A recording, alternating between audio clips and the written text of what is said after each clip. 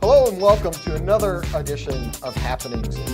Really is all about and bringing the community to the school. In the schools, developing relationships with students, with parents. No, we just taped a show on that.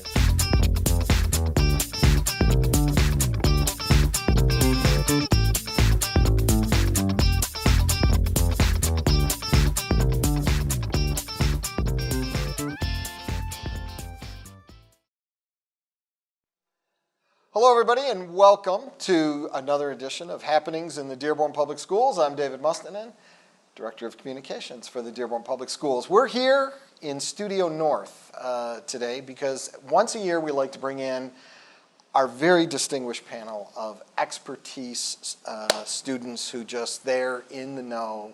They're the ones who really just provide us with all this great information and are so involved in our district. So Dr. Maleyko, welcome. Thank you, David. Always a pleasure to be here with you. Always a pleasure. Ratings are going up, number of episodes going up. I think life is good. We're doing well.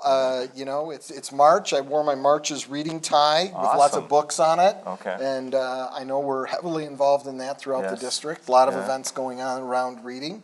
So that's good. I've been going from school to school. In fact, one of the students who's here today, we're going to introduce him soon, went reading with me at River Oaks. Speaking of reading, one of the things I've been trying to cut deals with the students is an extra 40 minutes of reading every day. Okay. And I promised them additional snow days.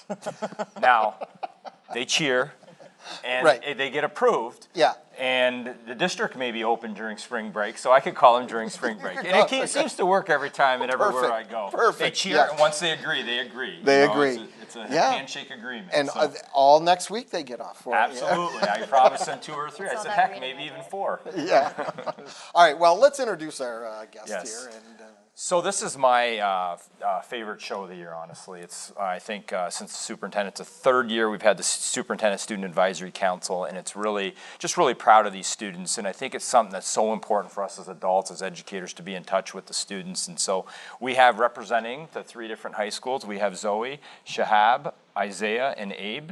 And I'll kind of maybe let them go around and just kind of introduce themselves in what grade they're in, and what may be reason why you decided to apply for the Superintendent Student Advisory Council, if you don't mind. Well, my name is Zoe. I go to Edsel, and I'm a junior. The main reason I'd say I applied for it was because I wanted to give my student body a voice through my friends and everything like that. It's kind of unbelievable how often I have teachers or students saying, hey, whenever your next meeting is, can you bring this up with Dr. Maleyko? And so I just wanted to create that voice for our school. So my name is Shahab Abdullah. I'm a junior at Edsel High School. I was interested in joining because of the understanding that comes with the connections you can make from your superintendent and the officials in your city, and then how that can help in your own school. That's great. Hi, my name is Isaiah Goddard. I'm a senior here at Dearborn High. Mr. Martin, our principal here, sent out an email. I saw it, and I'm like, this is something the advisory council happened last year. I think it's been going on for a couple years, and I saw it last year, and I said, just what a great opportunity to be involved with the community, to help make a change, help, because our initiative is students first, and I love how that we have the opportunity to be on an advisory council with the superintendent, and I just said, you know what, I'd love to be a part of it, be an honor to be able to have the students' voice be here. Hello, my name is Ibrahim Ahmad, and I'm a sophomore at Fordson High School. I'd say the biggest reason that I applied to the Superintendent's Advisory Council was to represent the younger students at Fordson, such as the freshmen and the sophomores. Being a new student at Fordson, I feel that I wanted to express some of the opinions of my fellow peers, and what better way to do that than sitting down once or twice a month with the superintendent. So, our first meeting, I remember we had, and I think, David, you actually came to that. We had an important, we had some important action. Did you guys recall that meeting in October, I believe it was, we had the Battle of Hunger. Some important decisions as you got to know each other. We've had multiple meetings since then. We usually get together, we have some small group discussion, we have a whole group, we always have a guest, we always have lunch and some social time, and then usually we give you work as well, right? There's always a task. So what did you think about that first meeting, and since then, some of the meetings that we've been involved with? Well, I know myself, I showed up to the first meeting and Isaiah was in a suit, so I was like, I'm very underdressed. But I was overall excited. I was ready to speak out and, you know, get some facts out there, hear some things that are going on in the area. But I remember being very nervous to actually speak. So I was quite quiet that meeting. But as they went on and I started to know the council a bit more, I think you can attest to this too, I'm more outspoken Oh, now. absolutely. I can attest to that. I think you could all, right? Yeah. In a very positive way. Yeah, always positive. Yeah, it was definitely really strange leaving school in the middle of the day. But after the first few months, it made you feel like as a student you had a priority. You really like had a task to do to represent your students, your fellow school. So yeah, it really helped. And you guys have been busy. We've been busy with a lot of activities. What are some of the things that you've really enjoyed being a part of? Because again, I said this is a responsibility of work. You may be leaving school, but you're still responsible for all your studies, and you've got this responsibility of you're representing other students in their voice. So, what are some of the things you think that's been positive that you've enjoyed being part of? And I know we've had a lot. We really have. Right, definitely the Battle of Hunger. That really, especially to set things off. I remember happening in the beginning of the year. Especially as a district, we came together and we had a little bit of competition at first. That's won by a milestone here. Well, yeah. First year of us being in the competition, mind you. Yes, thank you. But it did the job, and Yes. we did a really good job, I feel. Isaiah, how about you? Well, we've done a lot of great things. I absolutely love getting a chance to, I love how we engage in great conversation. We talk about some pretty good things, big things going around the district, the boundary changes. We talk about some legislative things that are, being updated. We get invited to big events to go to. There's a conference coming up April 19th. Zoe was talking about Rotary. You can't forget about Rotary Youth Month. That was an experience that I know I'll probably never forget, and hopefully I get to do it again next year. You really got to make connections. All you were doing was sitting around and eating, but you were talking to the Rotarians, and it was like they wanted to know so much about you. And it was just like, it was very nice hearing them say, oh yeah, you could study abroad. We have these internships for you. And so the other thing that I was very happy to be a part of was emceeing the Korematsu program at Edsel Ford. That was an incredible experience, and I think that all the students that attended and myself will never forget it. Well, you did an awesome job with that as MC, and it was for a great purpose as we were trying to really talk about the history, of what's gone on in the U.S. and Dearborn, and some of the things that history tends to repeat itself with executive orders and other things, and just making sure that we stand for diversity and stand for the Constitution and rights of individuals, and so that I think is something that you guys took the lead with that. With the Rotary, there was work too. I remember Congresswoman Dingell kicked off with a wonderful first session, but then it took you guys a little while, but by the end, honestly, your presentation, so David, what they actually do is they run the Rotary the last meeting, and they take on all the roles. We had a president. Nice. We had, Adam, right? They were still debating who won the Battle of Hunger. Yes. Adam Bazzi was our president of that meeting. Yes. Great job. Look, Edsel Ford won it fair and square. I just know that we had a great time gathering cans for people. So Edsel Ford was the victor. So, question to all of you is, so you have this responsibility to not only be part of this committee, but and share the information that is shared at your committee meetings once a month.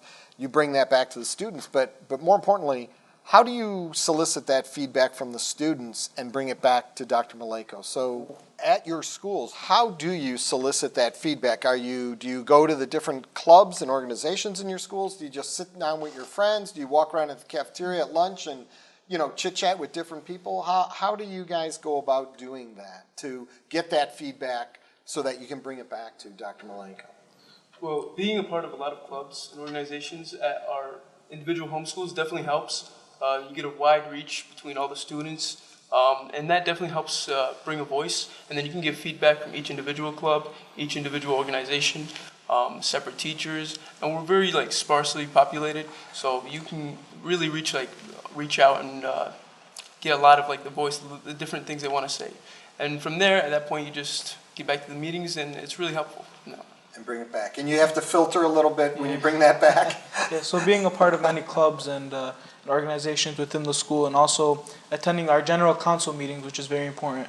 So basically when all the clubs and student councils get together, and so you present that information to them and tell them what's going on behind the scenes in the White House, what's going on. You filter, like, when they say more snow days, do you talk to Maleyko about that? I text that in the group chat. Okay. Easy. Well, that's the other thing, is we have a constant, through WhatsApp, we have a group text that goes on all Happy the time. bucks, man, right? And some days they were like planning things, and they're like, oh, let's take Dr. Maleyko and Charles. Nah, we'll just leave them on there. So it was constant bing, bing, bing, bing. But I love it. Did the Happy Bucks get to you last time? Actually, yeah, I was talking about that with the students earlier, that so the Rotary does Happy Bucks, and it happened to be, they can say a positive thing and they give $1, and it's just for good, positive. Yeah. And Sure. like 5 of them, including staff, were asking for snow days. So Majority staff asking for snow days. Must be working them Not pretty me, hard. not me. But getting back to your question, yeah, I know that what I try to do is I ask questions to kids at Dearborn here when I can. You know, when we had the boundary issues and you went on tour to different schools and had a community forum about it. I came to school after I went to one of the community forums. I believe it was at Eunice, and I came back to Dearborn. I found out that Dearborn has the most. It's packed. It's really packed. It's and I asked kids, you know, what do you think should happen here? They gave me their feedback, and of course I filter it and I talked to the advisory council about it. You know, that's how we work together. And some of them commented when we were going through the whole boundary capacity. So you gave me your input as to what you thought, which was very helpful. And they went back. I think David, you came to one of the meetings under your direction. They went back and they gave us some feedback. We actually had some students from the council that actually went before the board and commented publicly with just a student voice. Right. So it's just a perspective from a student saying, hey, let's always remember that the student's opinion matters and how does it directly impact them. I think another one, I'll just use for example, and I heard you guys talk about this, we were talking about that, the Senate bill with concealed weapons in schools, and I was like, well, how can I talk to you guys on how it impacts students? And the board did pass a resolution, but that would be another example where you kind of gave me your input, and I remember you specifically, Zoe, speaking of it, so it gave me another framework, and then I actually took your thoughts that you mentioned and others, and actually mentioned it publicly at board meetings, and I've talked to legislatures. I've actually mentioned it on radio shows about how do the students feel with potential with weapons and guns and things in schools. So Yeah. I don't know, that was another thing, and you guys also were involved with, you know, the protest that they had, that was a national movement. You know, that was not adult initiated whatsoever. We just supported the students, and I know that all of you at the different schools were involved. I happened to be here at Dearborn High with my 2 children, but I know it was going on all over. It was pretty emotional at Edsel Ford that morning. We had 17 students from just from our school, and they each got a student that had died, and they read facts about them, and it really, really had a lot of us in tears, and it just made me want to fight even more to keep guns out of our school. And it just was also incredible to see our students come together, our staff be so supportive, and have the students have a voice together all across the nation and have us be a part of it. And well, I appreciate, you know, the voice, and we're listening. I think we saw this past weekend on the news. I think adults are starting to listen. So I've been listening, and I think, you know, David, as I said, this has been one of the best things. I'd say it was in my 90-day plan when I was interviewed, and we've expanded it actually. Now we're moving to the middle schools. Right. We actually had moving the same model down to the middle schools. Down to the middle. Now, I'm not directly running it. I meet with them a couple times a year, but we have the executive directors that meets. And part of that came from the students. Last year, the council told me that really you need to start it sooner at the middle school level. So they will actually be meeting with, the mayor will be there in May, and they will be meeting with the middle school students that are on the advisory councils at the middle school. I'm going to kind of put you guys on the spot here a little bit. I'm going to start down at that end with Abe.